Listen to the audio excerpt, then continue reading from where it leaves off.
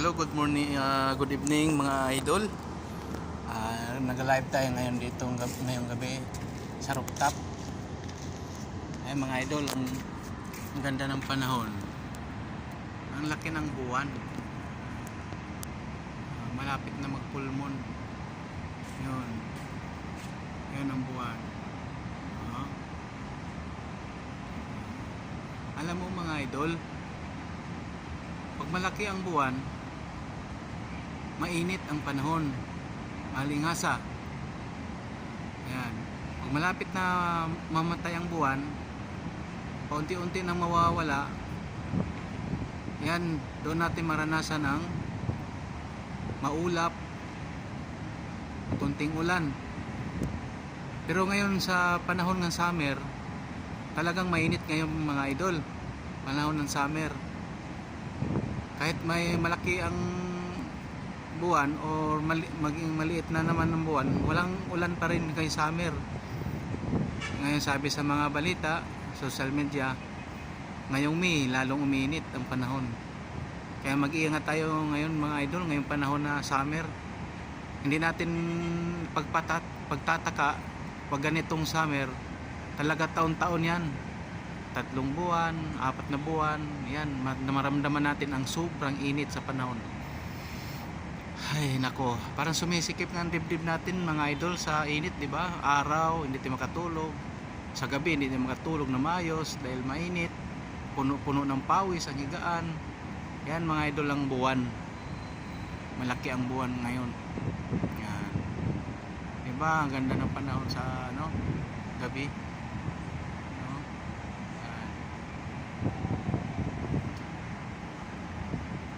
Uy, may mga ibon lumilipad. Yan.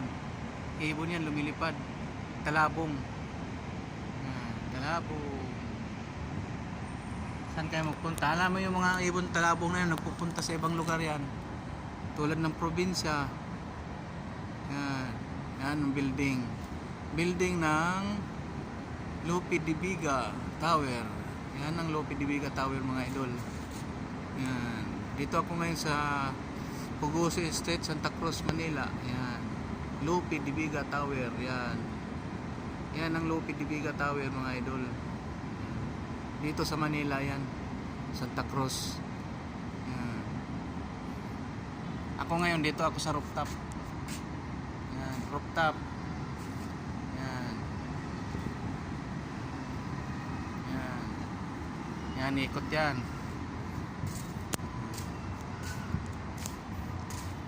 Mag-iingat-ingat tayo ngayon mga idol, ngayong panahon summer, ang sobrang init. Ako nagbablog ngayon ako dito mga idol sa rooftop. Yan. Yan, Lope de Vega Tower. Yan. Yan ang Lope de Vega Tower.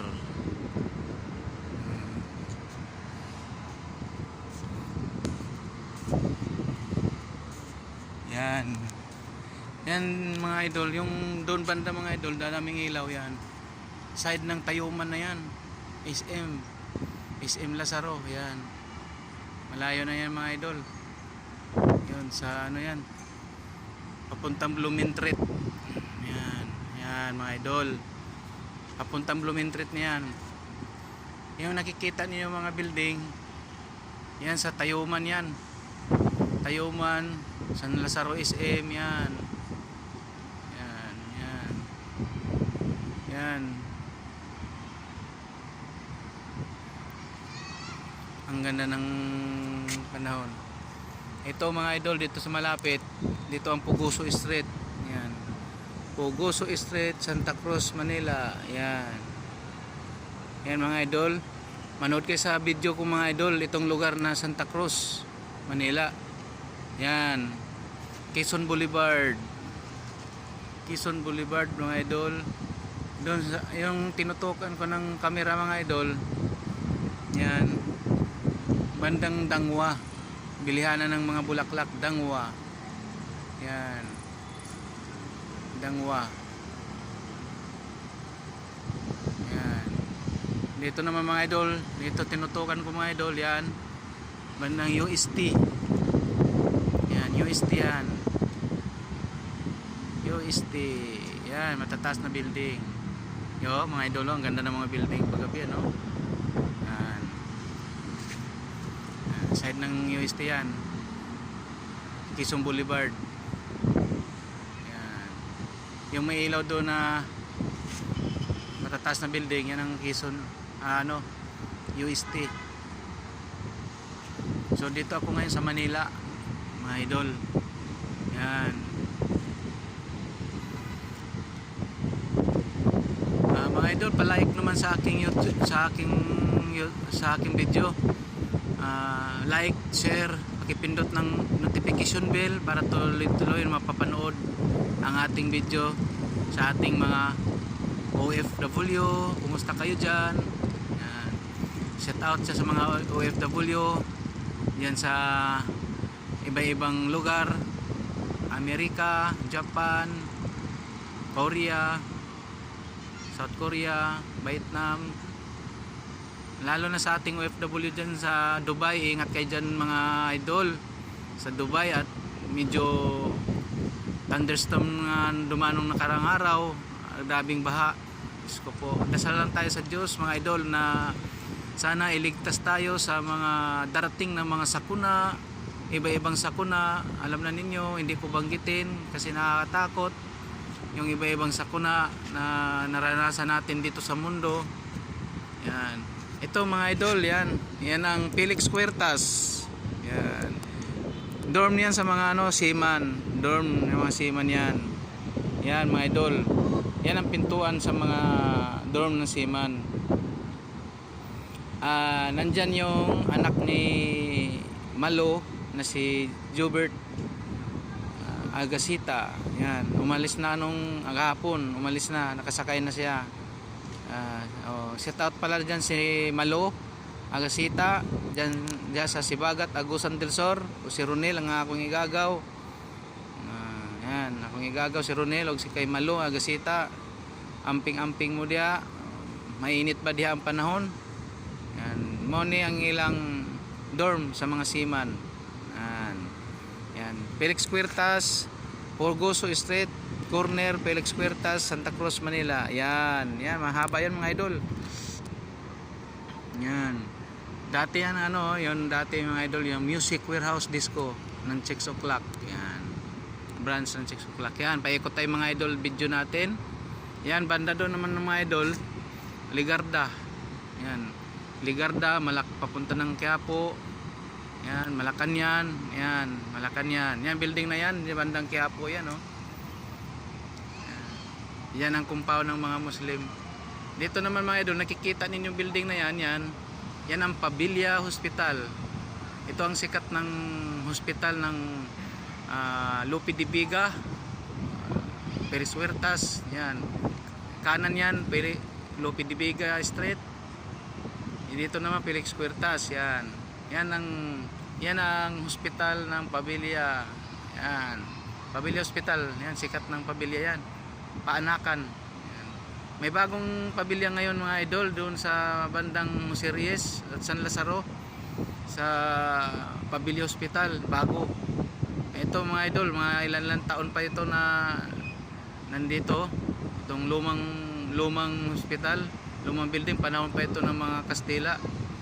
Itong Pavilla Hospital nito. Ngayon may sarili na silang building doon na sa may Tayuman, bandang LTO dati, North. Yan.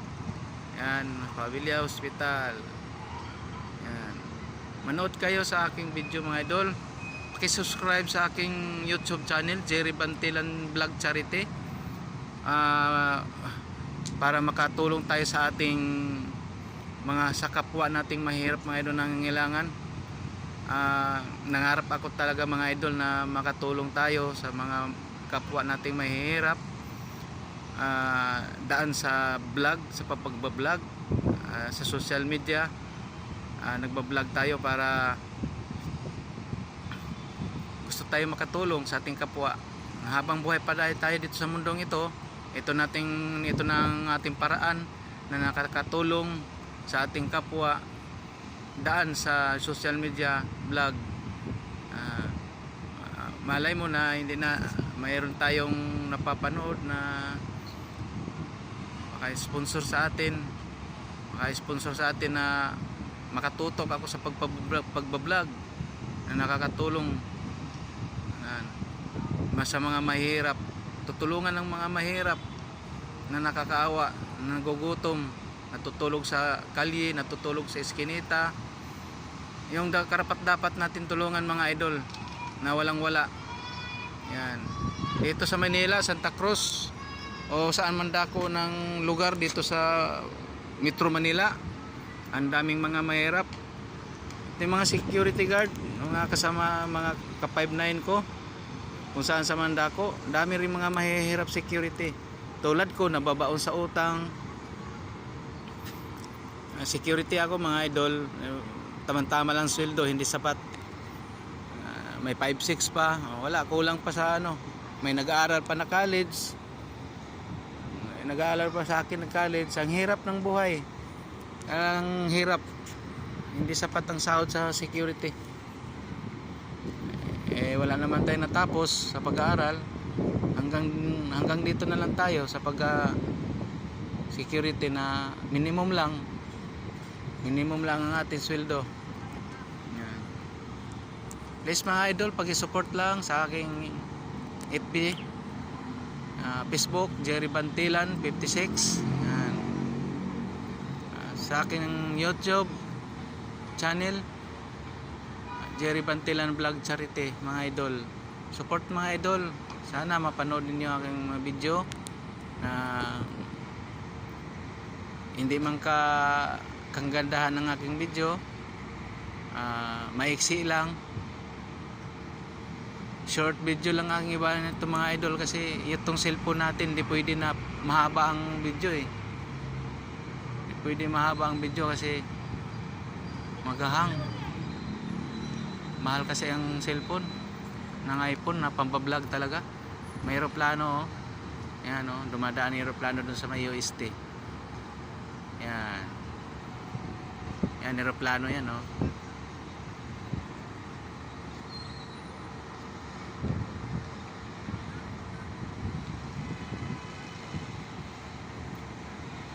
Lumilipad ang aeroplano sa kalawakan.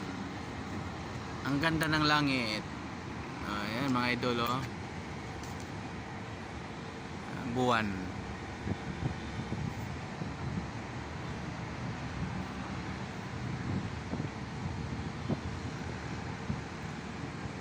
Ang hirap lang dito ngayong pagtinginit mga idol. Nandito ang kahit walang bagyo, sa sobrang init ng panahon, sa dagat, sa tubig, sa lupa, nagkasalubungan. Kasi yung init kasi mga idol, yung tinatawag na thunderstorm, galing sa init sa lupa yan, sa tubig, lalo na sa dagat, na umaakyat doon sa kalawakan, sa langit, doon sa kalawakan, umaakyat. Pag umaakyat yan mga idol, nagiging thunderstorm yan. O pag dumating yung thunderstorm, pag namumuo yan, sus, parang bagyo yan mga idol. Pag umuulan, bumagsak ang ulan, talagang tubig yan mga idol, na bumagsak sa lupa. Kidlat, hangin, nandun ang hipo-hipo, yan ang delikado yung mga idol, yung thunderstorm. Kala mo bagyo talaga. Yan. Yan ang tinatawag na thunderstorm, kasi ang init sa lupa papunta sa langit, sa paakyat, hinihigop yan mga idol eh. Hinihigop yung init eh, paakyat sa taas eh. Namumuo, nagiging thunderstorm. Yun, yan nangyari sa Dubai, thunderstorm. Tingnan mo, thunderstorm, grabing hangin, kidlat gaga, tapos tubig, grabe. Kaya ang Dubai lubog sa tubig mga idol. Yan mga idol, yan ang mga seaman, no? Yan, seaman.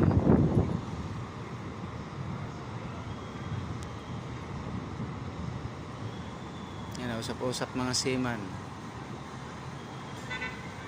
Yung mga seaman yan, yung maliit na lalaki dyan, kawawa eh. Taon na rin nag-istambay yan. Laki ng utang kaya yan.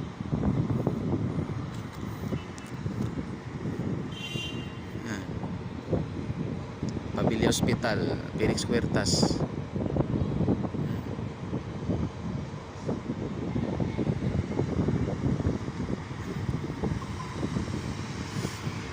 buhay ng Maynila. Dito sa Manila mga idol, pag nandito ka, walang pili ng trabaho, kahit anong pasokan na trabaho. Ako, bata pa ako, nandito na ako sa Manila, siguro taong 1992, 1993, dito na ako, bata pa ako. Nandito na ako sa Manila. Na-recruit kami dito sa Manila. Yun, pinasapasok kami dito ng iba-ibang trabaho. Pero pabalik-balik ako sa Manila eh. Kasi unang punta kang Manila, namimiss mo mga magulang mo, namimiss mo ang barkada mo, kasi bata pa, uuwi ka na naman, tapos balik na naman. Dalawang beses talaga ako sumama sa recruiter. Marami kami noon. Dito sa ang opisina namin sa agency recruiter na local employer, pero nangre-recruit sila sa ibang lugar, sa Visayas, Mindanao, yan. Isa na ako noon, kasama ko, kapatid. Pangalawang balik ko dito, kapatid ko kasama. Pero nagkahiwalay-hiwalay kami. Kasi hindi naman nila sinasabi mga idol pagdating sa Manila. Nangako sila doon na maganda doon trabaho, grocery, yan. Pero naranasan ko, lumipad, dinala kami sa Alicia Isabela. Doon na namin naranasan yung nagapasto ng itik sa palayan. Yun, tapos nagtatanim ng palay, nagbibilad ng palay. Nagtataka kami dati kasi unang-una ko pang-apak sa Manila talaga. Ngayon nasasanay na ako, tumakas ako sa recruiter. Yun, ang aming agency nandyan sa Moriones, Tondo. Yan, daming mga recruit dyan, daming opisina dyan. Yan. Nakapunta na ako sa Alicia Isabela, Santiago Isabela, Mikawayan Isabela, Tugigaraw, Aurora. Yan, puntahan ko na yan lugar. Sa kalayas-layas ko. Yan, 3 buwan walang sahod-sahod. No, pabalik-balik na ako. Magkano pamasahe ng barko dati mga idol? 4,077 pa yun. Mura pa lang. Gutong line, wala pang super ferry dati. Ngayon, nasasanay ako sa Manila. Nandito na ako sa Manila. Sa Santa Cruz lang talaga ako paikot-ikot. Iba-iba ng trabaho pinasukan ko. Marangal naman ang trabaho. Beer house, yan. Naging bouncer. Naging bata-bata ng amo ng bouncer kay Gary Gallardo, na isang kontrabida ng aktor. Ang amo ko dati si Gary Gallardo. Yan, may-ari ng beer house dati dito sa Santa Cruz. Marami pang beer house dito. Yan, amo ko si Gary Gallardo at saka si Ate Pai ang kanyang asawa. Ngayon matanda na si Gary Gallardo, binaril nun. Hindi ko alam. Narinig ko lang balita. Yan, marami akong naranasan. Ngayon, hanggang ngayon, 47 na ako dito, pabalik-balik sa Manila. Kasi sa probinsya kasi ang hirap kasi pag walang pera. Pagkain, walang problema, pera lang talaga ang hirap. Ngayon mga idol, hindi natin pahabayan natin video, baka mamaya maghahang ito. Limitado lang kasi. Ingat-ingat mga idol. Pakiulit mga idol, paki-subscribe sa aking YouTube channel. Paki-support mga idol, please. Nagmamakawa ako sa inyo para sa makatulong tayo sa ating kapwa. Paki-like, paki-share. Ayan. Ipindot ng notification bell para maraming mayroong mapanood ng ating video yung nagustuhan. Sa nakagusto lang sa aking video. Maraming salamat sa inyo mga idol. At mag-dasal tayo sa Panginoong Diyos na sana iligtas tayo sa lahat ng mga kahamakan na darating sa ating buhay. Maraming salamat sa inyo mga idol. Thank you.